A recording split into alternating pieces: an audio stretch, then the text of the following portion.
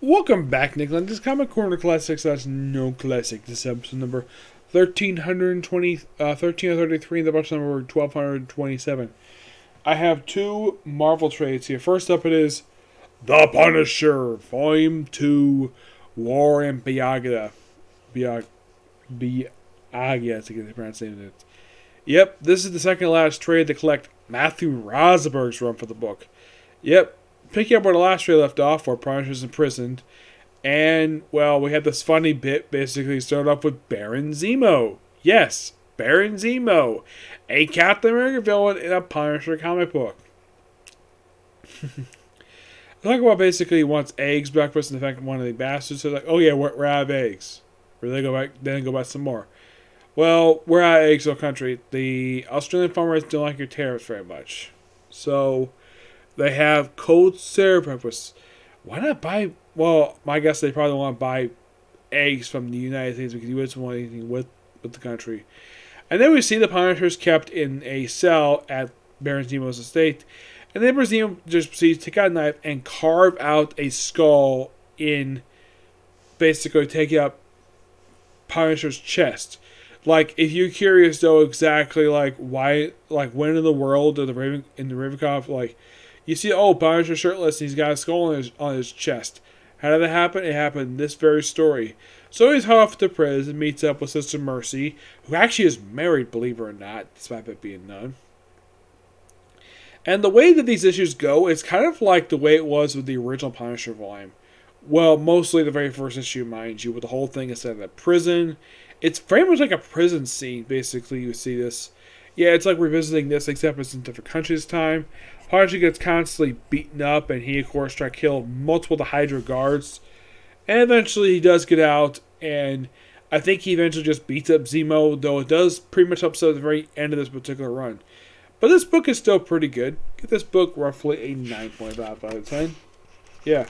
Also, Jigsaw is in here, wondering how the heck are we going to kill the Punisher. And, well, not much else there. The artwork here is done by Simon Kurowski. Yep. Good book. I don't know exactly how in the world Jigsaw survived falling into a building that was set on fire. I hope they bothered to explain. I mean, he fell from the top of a freaking warehouse of all things. Yep. Next up it is Cable, Volume 1, Conquest. Now, this is Cable. This comes from Cable, Volume 3. Yes. Now, this is all 5 issues of Volume 3 by James Robinson. Yes, James Robinson. Now, the slight problem with this run, I think a lot of people have this problem with this run. It seems as though as soon as you finish the story arc, we have to change the creative team for some strange reason. First, it's basically James Robinson, and then it's Ed Bronson, and then whoever the writer is for the last 4 or 5 issues. Now, here's the thing. Is there any familiar characters from the Cable's history in this book? Not really, no. Conquest is the name of the villain, basically pops up in here, and it's mostly a lot of time travel stuff. Yep. Not really a lot to say about this, aside from the fact it's got really good artwork. It's not by Carlos Bachia with Tony Sellos in issue 3. Excuse me, 4, and that's only the first 3 issues. 4 and 5 is Yard Raid Cleaner.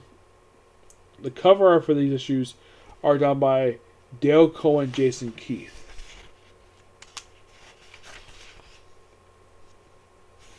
Got some Wild West up in here. Now, at one point during this storyline, Cable gets his arm chopped off. Well, the metal arm, that is, not his regular arm.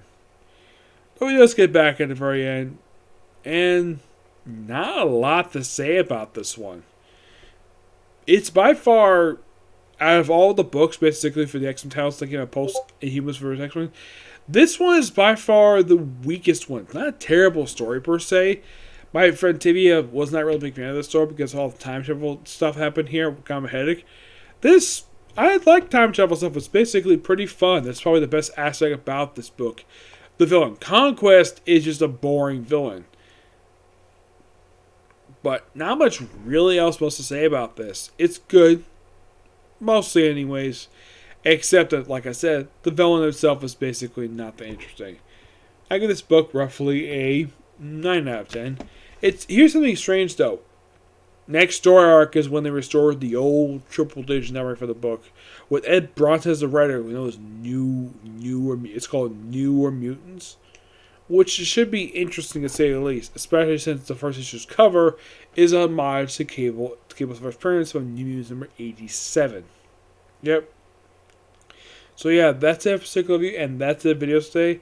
I got no other time to do my video today, so tomorrow quick reviews for Case Closed and 2 more comic corners. Presumably 3. Okay, do some video. Bye.